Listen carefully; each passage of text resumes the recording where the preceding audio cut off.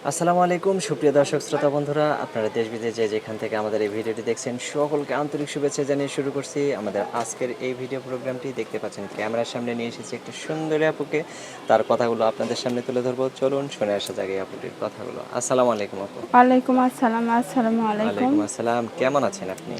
আলহামদুলিল্লাহ, আল্লাহ কোনো মতন রাখছে আর কি। আপনার নাম কি আপু? আমার নাম রিমি। রিমি। হুম। রিমি আপু, আপনার গ্রামের বাড়ি কোথায়? আমার গ্রামের বাড়ি বরিশাল, কতুয়া থানা। হ্যাঁ। আমি থাকি জামসিং।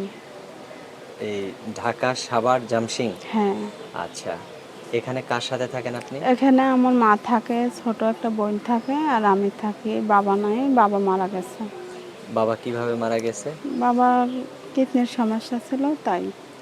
আর আপনি কি করেন? আপনার মা আমি কি করে? আমার আম্মু আগে বাসা বাড়ি কাজ করতো, এখন বয়স্ক হয়ে গেছে, কোনো কাজ করতে পারে না, তাই এখন বাসায় থাকে। আমি একটা দোকানে সেলাই মেশিনের কাজ করি, প্রোডাকশনে। সেই টাকা দিয়ে কোনো মতন আর কি খায়া বাঁচা রয়েছে, কিন্তু অনেক কষ্ট হয়। আমি খুব অসুস্থ। আপনার বয়স কত? আমার বয়স 24 বছর। 24 বছর। হুম। আপনার স্বামী কি করে? আমার স্বামী নেই, আমার স্বামী নাই? বিয়ে হয় নাই। বিয়েই হয় নাই?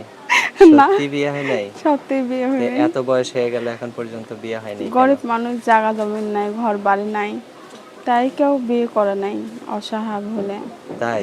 হ্যাঁ। এই যে এখন তো বিয়ের বয়স প্রায় পার হয়ে যাইতেছে, তো এখন কি রকম লোক হইলে আপনি বিয়ে বসবেন? এখন তো আপনার এত বয়স হয়ে গেছে, কি রকম লোক হইলে আপনি বিয়ে শাদী আমার বসবেন? বয়স বেশি হয়ে গেছে না, আমি একটা বয়স্ক মানুষ চাই। আমি চাই যাতে কোনো ইয়ং ছেলেরা আমার কাছে ফোন না দেয়, একটা বয়স্ক মানুষ আমার কাছে ফোন দেয়। তার বউ থাক, বাচ্চা থাক, আমার তাতে কোনো সমস্যা নেই। একটা ছেলে 4টা বিয়ে করতে পারে যদি খাওয়াইতে পড়াইতে পারে। হ্যাঁ, তো রাইট। আমরা যদি খাওয়াইতে পড়াইতে পারে, একটা বয়স্ক মানুষ আমার দায়িত্ব নিলেই হবে। ইয়ং বয়স্ক ছেলের মানুষ। দরকার নেই। বয়স্ক মানুষ যদি আবার 2 দিন পরে মারা যায় তখন কি করবেন? যদি আরেকটা বিয়ে বসবেন? না, আরেকটা তো আর বিয়ে বসা যাবে না। যদি মারা যায়, যদি আমার ভাগ্য এটাই থাকে, তাহলে আমি এইভাবেই জীবনটা কাটিয়ে দেবো, আর বিয়ে শাদী বসবো না। আচ্ছা, অসংখ্য ধন্যবাদ রিমি আপু আপনাকে। আপনার ফোন নাম্বার মুখস্থ আছে? হ্যাঁ, আমার ফোন নাম্বার লেখাপড়া মুখস্থ করছেন? আছে।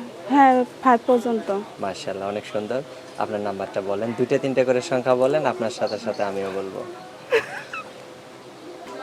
বলেন। 018 00187 7, আবার 87, 87 পরে 94 94 196। 196। এটাই আপনার নাম্বার? হ্যাঁ। এই নাম্বারে ফোন দিলে কে ধরবে? আপনি ধরবেন না আমি ধরবো? আমি ধরবো। আপনি ধরবেন? সত্যি? সত্যি আমি ধরবো। আচ্ছা, তাহলে বিয়ের বয়স যেহেতু অর্ধেক পার হয়ে গেছে, ওইরকম অর্ধেক একটা লোক যদি লোক আপনাকে চাই, বিয়ে হ্যাঁ। করে তাহলে আপনি খুশি? হ্যাঁ, এতেই আমি আলহামদুলিল্লাহ অনেক খুশি। আচ্ছা, ঠিক আছে। এখন যেখানে আছেন সেখানে কি নিজের বাড়িতে আছেন না ভাড়া না, আছেন? আমি ভাড়া থাকি, আমার জায়গা জমিন কিছু নেই। কিচ্ছু নাই? না। আপনি তো আছেন। হ্যাঁ, আমি আছি, আচ্ছা, কিন্তু ভাড়া আছি। যে আপনাকে বিয়ে করবে তাকে জামাইকে আদর করবেন তো? ও মা, জামাইরা আদর করবো না, এটা কোনো কথা হইলো? বরিশালের মেয়েরা নাম করা স্বামীরে বেশি আদর করে, এটা তাই? সবাই জানে। আচ্ছা, আচ্ছা। ঠিক আছে আপু, আপনার কথা শুনে খুবই ভালো লাগলো। আর ভালো থাকবেন। আর কিছু বলবেন?